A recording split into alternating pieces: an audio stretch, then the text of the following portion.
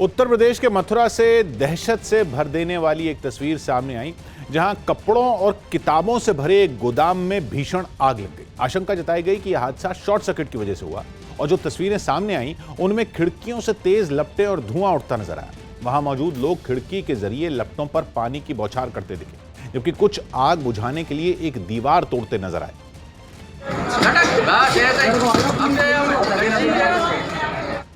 गोदाम के जिन हिस्सों में आग नहीं फैली थी, वहां से लोग सामान निकालकर बाहर लाने लगे। इस बीच फायर ब्रिगेड भी वहां पहुंच गई और आग बुझाने की कवायद शुरू कर दी। लपटों के शांत होने पर दमकल कर्मी गोदाम के जल रहे एक हिस्से में पहुंचे और पानी की बौछार करने लगे। तत्काल गाड़ियां भेजी गई और आग बुझाई जा रही है, लगभग बुझ चुकी है। फायर ब्रिगेड की 3 गाड़ियों ने कई घंटों तक मेहनत की, जिसके बाद आग बुझ गई।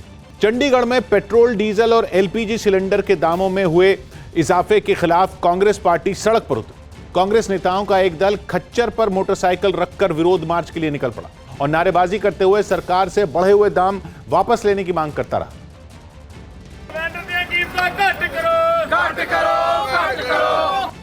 खच्चर गाड़ी पर कुछ नेता एक मोटरसाइकिल के साथ सवार हो गए। साथ में एक गैस सिलेंडर भी रखा गया। कुछ प्रदर्शनकारियों ने प्रधानमंत्री के चेहरे के छोटे छोटे कटआउट भी गले में टांगे रखे। कांग्रेस के झंडे और नारों वाली तख्तियां लेकर प्रदर्शनकारी आगे बढ़ते रहे।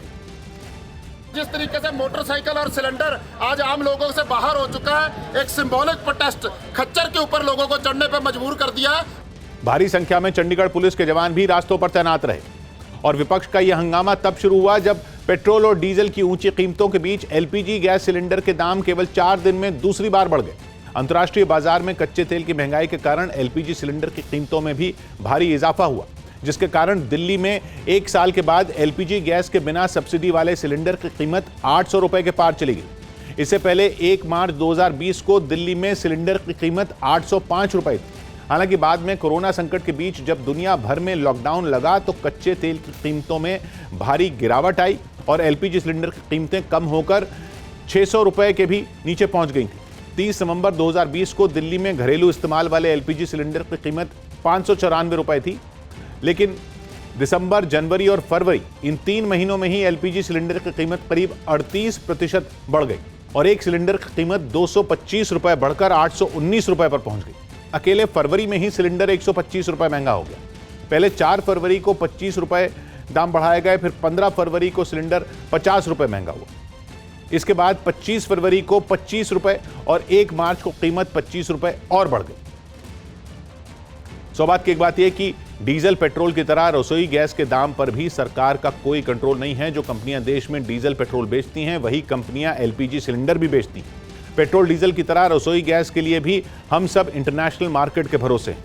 वहां दाम बढ़ता है तो रसोई गैस सिलेंडर के दाम बढ़ाकर कंपनियां हमारे आपके घर का बजट बिगाड़ने के लिए मजबूर हो जाती हैं। पिछले 1-1.5 महीने में इंटरनेशनल मार्केट में एलपीजी के दाम करीब 30% बढ़े हैं। चूंकि एलपीजी और कच्चा तेल डॉलर में खरीदा जाता है, इसलिए रुपए के मुकाबले डॉलर की कीमतों में उतार चढ़ाव की मार भी हम लोगों को झेलनी पड़ती। पिछले कुछ दिनों में तेल और गैस के साथ ही डॉलर भी महंगा हुआ।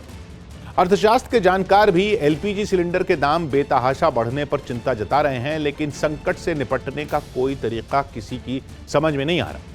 गुजरात के सूरत से रोंगटे खड़े कर देने वाली कुछ तस्वीरें सामने आईं, जिनमें एक इमारत में आग लगने के बाद कुछ लोगों ने जान जोखिम में डालकर अपनी जान बचाई। ये आग इमारत की 4थी मंजिल पर लगी, जिसमें कुछ पल के लिए सबके हाथ पांव जिसने फुला कर रख दिए।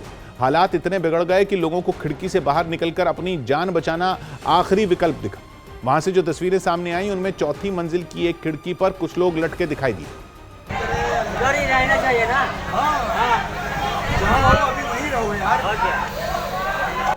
इन लोगों में एक महिला भी शामिल रही, जिसे एक आदमी ने उस इमारत की एक दूसरी खिड़की पर मौजूद कुछ लोगों की मदद से सुरक्षित अंदर पहुंचाया। इस बीच आग लगने की वजह से इमारत से धुआं उठता नजर आया। एक तरफ खिड़की के जरिए लोग अपनी जान बचाने में जुटे दिखे तो दूसरी तरफ सड़क पर दमकल की कुछ गाड़ियां खड़ी दिखाई दी, जिनकी मदद से आग को कुछ देर में बुझा लिया। हिजबुल मुजाहिदीन के सरगना सैयद सलाउद्दीन पर गिरफ्तारी की तलवार लटक रही है। न्यूज़ 18 के पवन शर्मा की रिपोर्ट है कि हिजबुल मुजाहिदीन के सरगना सैयद सलाउद्दीन को किसी भी वक्त गिरफ्तार किया जा सकता है। रिपोर्ट के मुताबिक पाकिस्तान पर सैयद सलाउद्दीन को गिरफ्तार करने और उसके खिलाफ कार्रवाई करने का भारी दबाव है, क्योंकि भारत और पाकिस्तान के बीच सीज फायर समझौते के बाद से हालात बदले हैं। यही नहीं, आतंकवाद की फंडिंग पर नजर रखने वाली संस्था FATF का पाकिस्तान के खिलाफ कड़ा रुख भी इसकी बड़ी वजह माना जा रहा है। बताया गया कि गिरफ्तारी से सहमा सलाउद्दीन पीओके के मुजफ्फराबाद में किसी गुमनाम ठिकाने पर छिप गया है, जबकि इससे पहले वो रावलपिंडी के एक सेफ हाउस में रह रहा था, जहां उसे पाकिस्तान की खुफिया एजेंसी आईएसआई हर जरूरी सुविधा मुहैया करा रही। पश्चिम बंगाल के उत्तर 24 परगना में बीजेपी कार्यकर्ता पर हुए हमले के विरोध में बीजेपी ने जोरदार प्रदर्शन किया। बीजेपी का आरोप है कि उसके कार्यकर्ता गोपाल मजुमदार पर टीएमसी के लोगों ने हमला किया, जिसमें वो और उनकी 85 साल की मां बुरी तरह घायल हो गई, और इस घटना के सामने आते ही उसने ममता सरकार को घेरना शुरू कर दिया। कार्यकर्ता पर हुए हमले के खिलाफ बीजेपी महिला मोर्चा ने वहां के थाने का घेराव किया और जोरदार नारेबाजी की। इस दौरान जय श्री राम के नारे भी लगाए गए।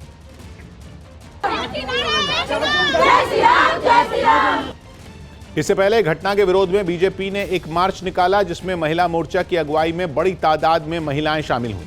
कार्यकर्ताओं को थाने की तरफ बढ़ते देख वहां के गेट बंद कर दिए गए, लेकिन महिलाओं ने गेट पर ही प्रदर्शन शुरू कर दिया।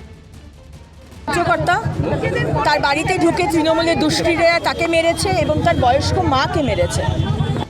घटना पर सियासत गरमाती देख टीएमसी ने भी सफाई दी और बीजेपी के आरोपों को सिरे से खारिज कर दिया। आरोप झूठा है, लेकिन घटना जो घटे हैं वो बहुत ही खराब है।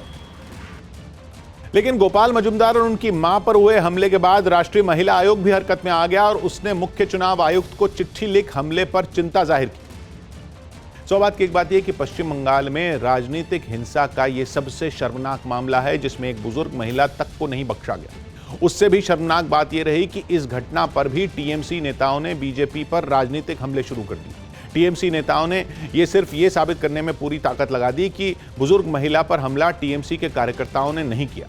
अगर हमलावर टीएमसी के कार्यकर्ता नहीं थे, मामूली गुंडे थे, तो भी इस सवाल का जवाब तो टीएमसी को ही देना था कि कोलकाता के बिल्कुल नजदीक 4-5 गुंडे आधी रात को घर में घुसकर बुजुर्ग महिला और उनके बेटे पर हमला करके आराम से कैसे निकले। ये आरोप बीजेपी लगा रही है कि हमला हुआ है, जबकि उधर से सफाई एक और ये भी आ रही है कि महिला की मेडिकल कंडीशन ऐसी थी जिससे उनका चेहरा ऐसा है, और वो पहले से था और ये पिटाई से नहीं हुआ।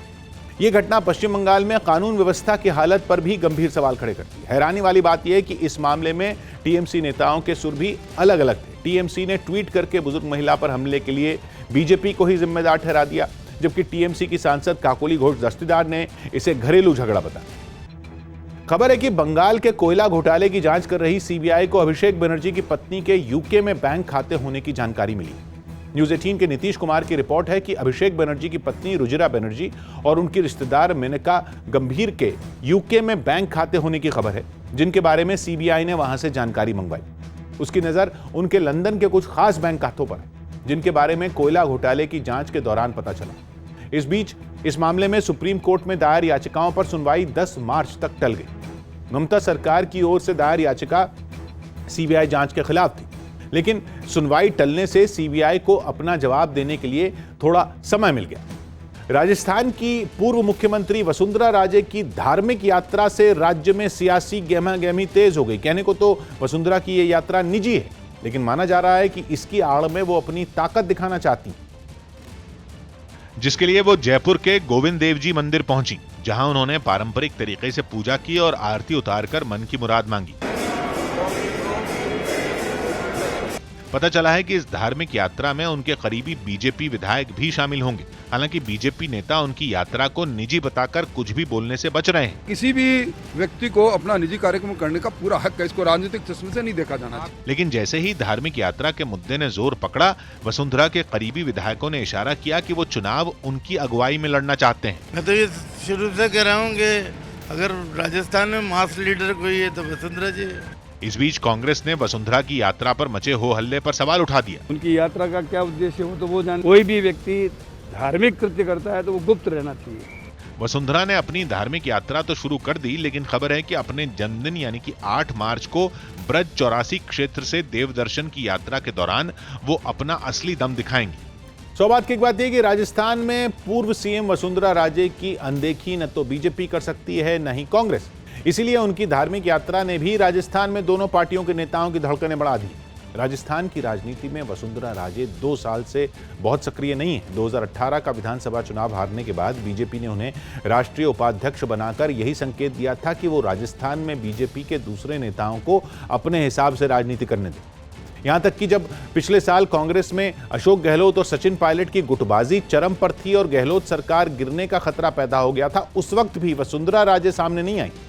अब अचानक अपने जन्मदिन पर राजस्थान में देव दर्शन यात्रा की तैयारी से वसुंधरा राजे ने सियासी खलबली तो मचाई दी। अपनी गुटबाजी से परेशान कांग्रेस को लगता है कि वसुंधरा की सक्रियता से बीजेपी में भी गुटबाजी बढ़ेगी।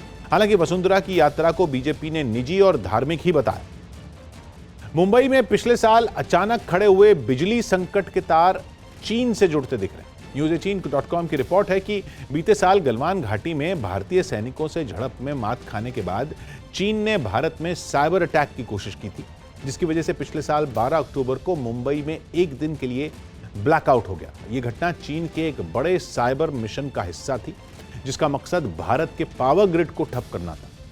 दावा तो यहां तक किया गया कि चीन ने यह भी योजना बना ली थी कि अगर गलवान घाटी में भारत दबाव बनाता है तो वो पूरे देश को अंधेरे में डुबो देगी। यानी केवल मुंबई नहीं, देश भर के कई पावर ग्रिड चीन के हैकरों के निशाने पर। लेकिन कई वायरस के सक्रिय नहीं हो पाने की वजह से ऐसा नहीं हो सका। हालांकि इस रिपोर्ट के सामने आने के बाद जांच एजेंसियां इस मामले की पड़ताल में जुट गई और इस बीच केंद्र सरकार ने यह साफ कर दिया कि उस दौरान डेटा की कोई चोरी नहीं हुई। जम्मू कश्मीर के कठुआ से चौंका देने वाली तस्वीरें सामने आईं, जहां पुलिस ने पानी के एक टैंकर से 9 गाय भैंसों को बरामद किया। बताया गया कि उन्हें तस्करी कर जम्मू से कश्मीर ले जाया जा रहा था, लेकिन तस्करों की चाल पुलिस ने नाकाम कर दी और सभी जानवरों को छुड़ा लिया। सामने आई तस्वीरों में एक तस्वीर में दिखा कि कैसे उस टैंकर में कई बेजुबानों को बेदर्दी से ठूंसा गया था। पुलिस को चकमा देने के लिए तस्करों ने टैंकर के अंदर थर्मोकोल की शीट भी लगाई थी, ताकि बाहर से अगर कोई उस पर हाथ लगाए तो वो खाली न लगे और गाय भैंसों की आवाज भी बाहर न जाए। पुलिस ने बताया गया कि उसमें लगभग 9 जानवर बंद थे, जिनकी हालत काफी खराब थी। पानी की टैंकर के आड़ में इसे कश्मीर पहुंचाने का इनका मंसूबा था। पुलिस ने उन सभी को तो सुरक्षित बचा लिया, लेकिन टैंकर का चालक मौके से फरार हो गया, जिसकी तलाश शुरू कर दी गई। सौभाग्य की एक बात यह कि ये गाय बैल की तस्करी देश में सिर्फ अपराध भर नहीं है, बल्कि ये लोगों की भावनाओं से जुड़ा मुद्दा है, जिस पर देश में कई बार बड़े फसाद भी हो चुके हैं। जम्मू कश्मीर में तो करीब 150 साल से गाय बैल काटने पर पाबंदी लगी हुई है। अभी जिस कठुआ में पानी के टैंकर में गाय भैंसों को चोरी से ले जाया जा रहा था, उसी इलाके में 2.25 साल पहले गाय तस्करी के बाद बवाल हुआ था। उसके बाद पुलिस ने पशु तस्करों पर शिकंजा भी कसा, लेकिन ये काला धंधा बंद नहीं हुआ। ये इलाका पंजाब की सीमा से जुड़ा हुआ है। पशु तस्कर पंजाब से दूध के कारोबार के नाम पर गाय भैंस खरीदते हैं और उन्हें बूचड़ खानों में बेच देते हैं। इस बार भी जिस तरह से गाय भैंसों को टैंकर में ठूंसा गया था, उसे देखकर शक ये जताया जा रहा है कि इन्हें किसी बूचड़ खाने में ही पहुंचाया जाने वाला था। दिल्ली के आदर्श नगर इलाके में लोग पुलिस के खिलाफ सड़क पर उतर आए। 2 दिन पहले इस इलाके में झपटमारों ने एक महिला की गले की चेन खींचने की कोशिश की थी और उस महिला ने जब विरोध किया तो बदमाशों ने चाकू घोंपकर उसकी हत्या कर दी थी, जिसके बाद लोगों के सब्र का बांध टूट गया और उन्होंने पुलिस के खिलाफ मोर्चा खोल दिया। दिल्ली पुलिस! दिल्ली पुलिस!